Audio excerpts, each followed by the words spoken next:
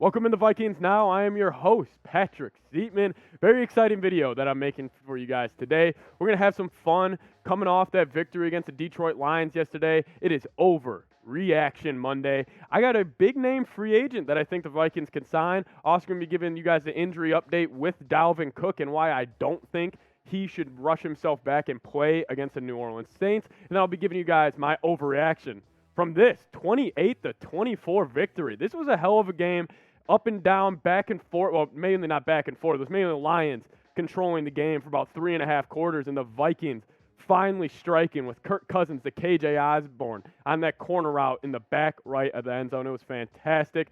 28-24, Vikings win. But before we get into it, it was a little bit of a dramatic victory yesterday against a team that maybe some fans don't really respect. So I want to know, what is your confidence level in this team moving forward? How do you feel about them going to Detroit, or even just this game next week coming up in London against the New Orleans Saints? What is your confidence level in this team? Scale it 1 to 10. I'll make this the pin comment on today's video. Really curious of what you guys have to say. But Kevin Seifert from ESPN, the newest Vikings beat reporter, rest in peace, Courtney Cronin. She was fantastic when she did it last year. He says, or Kevin O'Connell says, that Dalvin Cook will be day-to-day with that shoulder injury.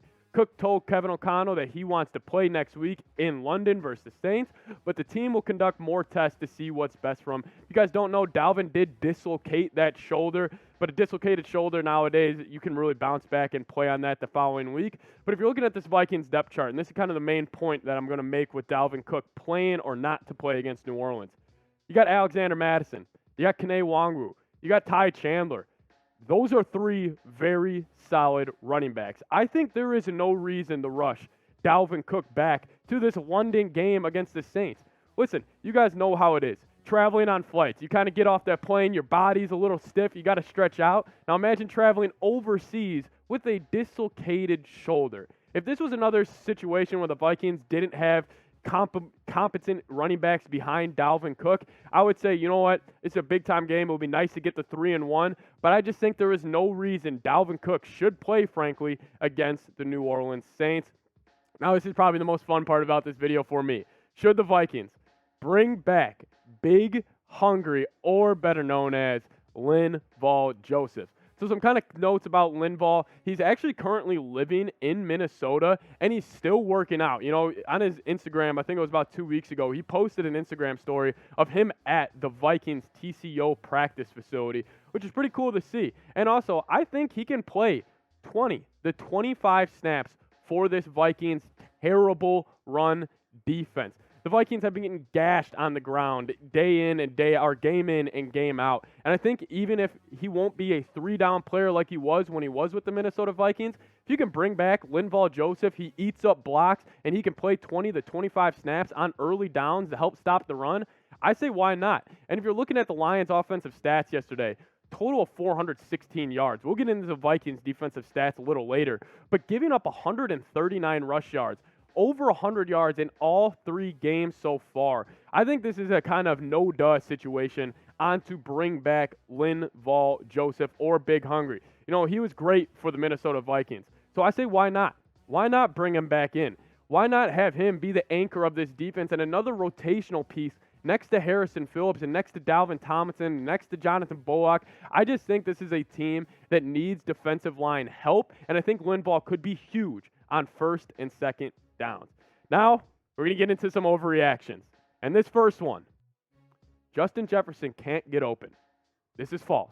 You know, the last 2 weeks for Jefferson have been a struggle. He's been going against some pretty good corners, Darius Slay and Jeff Okudah, and they've really done a good job on Jefferson.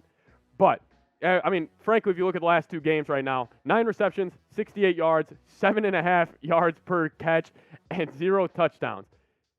If you would have told me this going in, following the Week 1 game versus the Packers, I would have said, hell no, that is not going to happen.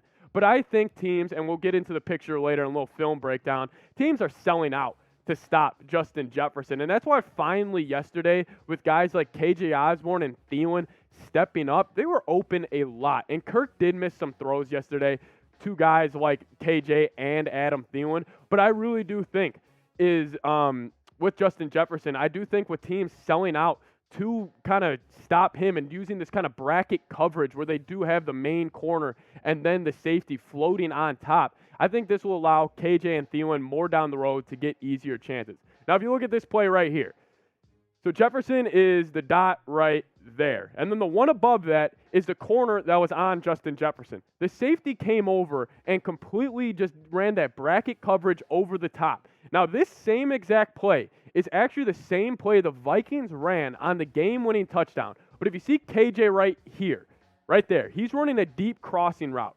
So on the adjustment the Vikings made, they noticed all of the help going to Justin Jefferson right here. It was the same route concept as the game-winning touchdown.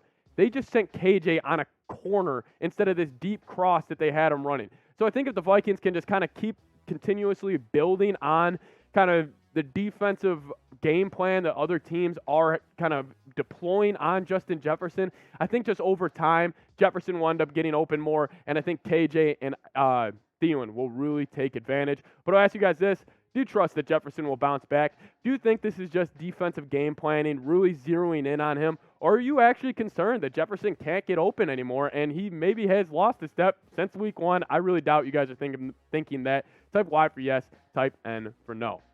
Now, my second overreaction. Is the Vikings defense a problem? I touched on it a little bit before. I think 110% that this defense is a problem. I think it's accurate. This Vikings defense, they've been giving up around 450 yards per game. They're 29th in the NFL in yards allowed per game. And frankly, yesterday, the Lions kind of had them on their heels throughout the entire game. The Lions were able to do a great job, and credit to Ben Johnson, the young offensive coordinator in Detroit. He did a great job of balancing the run and pass during this game plan for the Detroit Lions. It really put the Vikings on their heels. Like I was saying, the Vikings are giving up 427 yards per game. That's 30th in the NFL. And passing yards, 275 yards per game. Rushing yards sitting around 137, and then they're only giving up 18.3 points per game, which is a little shocking. So they do kind of have a little bend, don't break in them. I think points per game, obviously when it's like the first 3-4 games of the year, I do think it's a little skewed just because there's not a lot of data going into that. But I do think this Vikings defense, they do have a chance to bounce back, and I'm looking at this cornerback depth chart.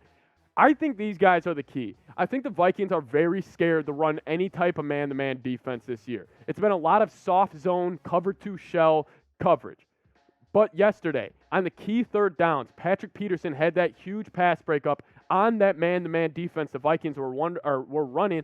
I think as you get guys like Andrew Booth Jr., Caleb Evans, Cameron Dancer kind of stepping up and playing more like veterans, I do think you can fix this Vikings defense. I think this Vikings defense, you are able to kind of wash away some of the problems they have. I think it's fixable. I don't think this is a talent issue because I do think with having those edges, Danielle Hunter and Zadarius Smith coming off the edge, I do think if the corners can just kind of hold up for maybe half a second more, I think it will open up a ton for this defense. I think it's really going to fall on those young corners. So I want to build some momentum on this Vikings channel. The Vikings just coming off that big win against the Lions, and then our next 3 games, we are looking at the Saints, Bears, and Dolphins. Frankly, I think we could win all 3 of those games if we play up to our expectations. So let's build some momentum. Hit that subscribe button. If you love the Vikings, if you want to stay up to date with the latest Vikings news, rumors, whatever it may be, post-game reaction, we got you covered. Sub for dubs. Hit that subscribe button. But now, our proud sportsbook sponsor, BetUS. And if you go to chatsports.com/bet, you'll get a 125% deposit bonus if you use promo code CHAT125. It's a sweet deal they're offering to the great Vikings fans out there. Pretty much that means you put $100 in, you'll get $125 back in just free play. It's just free money. You can go bet on whether it's the Vikings to win the NFC North, the Vikings to beat the Saints, whatever you want to bet on, they got you covered over at BetUS. So go to chatsports.com/bet and use promo code CHAT125. Now, last overreaction. Is the offensive line actually good? Like, the offensive line yesterday against a pretty decent Detroit Lions pass rush looked pretty damn solid, but I'm not sure. I do think the Vikings in certain spots on this offensive line are very, very solid. I love Christian Darrisaw and Brian O'Neill and what they've been able to do so far.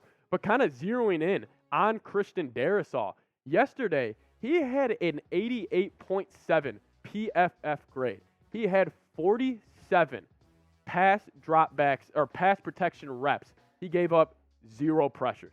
If you're looking at this Vikings depth chart overall, like I was saying, Christian Darrisaw, I love him. Brian O'Neill, I love him.